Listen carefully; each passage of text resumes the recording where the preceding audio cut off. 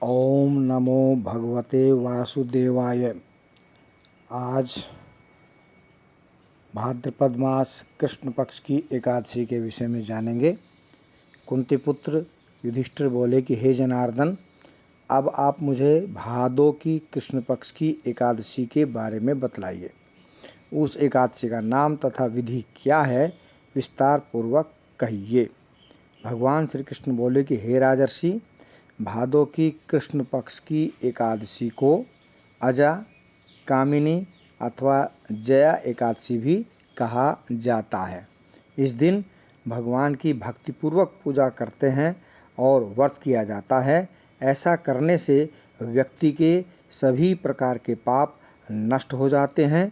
इहलोक और परलोक में इस एकादशी व्रत के समान विश्व में दूसरी कोई एकादशी नहीं है। तो चलिए अब मैं आपको इस व्रत की कथा सुनाता हूँ। तो आप सभी से विनम्र निवेदन कि यदि आपने मेरे चैनल को सब्सक्राइब नहीं किया है तो कृपया सब्सक्राइब करें और साथ में लाइक अवश्य करें। तो चलिए सुनते हैं कथा।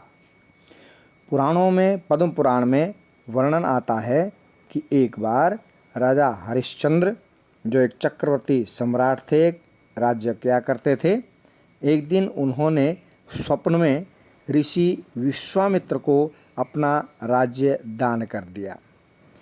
अगले दिन ऋषि विश्वामित्र दरबार में पहुँचे तो राजा ने उन्हें अपना सारा राज्य सौंप दिया। ऋषि ने उनसे दक्षिणा की 500 स्वर्ण मुद्राएं और मांगी। दक्षिणा चुकाने के लिए राजा ने पहले अपनी पत्नी और पुत्र को तथा उसके पश्चात स्वयं को भी एक चांडाल के हाथों बेच दिया। चांडाल ने उनको खरीदा था तो राजा हरिश्चंद्र को शमशान में उसने नियुक्त करके मृतकों के संबंधियों से कर लेकर सब दाह करने का कार्य सौंपा।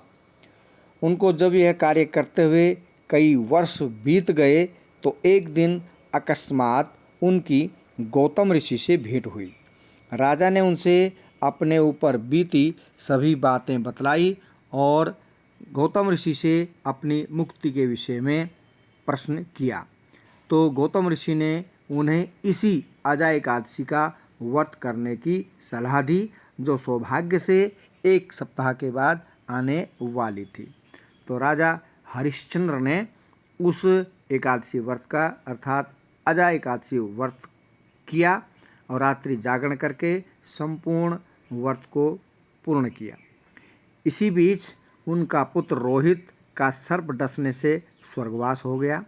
जब उसकी माता अर्थात हरिश्चंद्र की पत्नी तारा पुत्र को अंतिम संस्कार हेतु शमशान घाट लेकर के आई तो राजा हरिश्चंद्र ने उससे शमशान का कर अर्थात टैक्स मांगा, परंतु तारा के पास शमशान का टैक्स चुकाने के लिए, कर चुकाने के लिए कुछ भी नहीं था।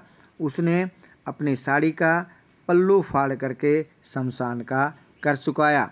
ऐसा सब होने पर तत्काल आकाश से बिजली चमकी और प्रभु प्रकट होकर के बोले कि हे महाराज हरिश्चंद्र, तुमने सत्य को जीवन में धारण करके उच्चतम आदर्श प्रस्तुत किया है। तुम्हारी कर्तव्य निष्ठा धन्य है।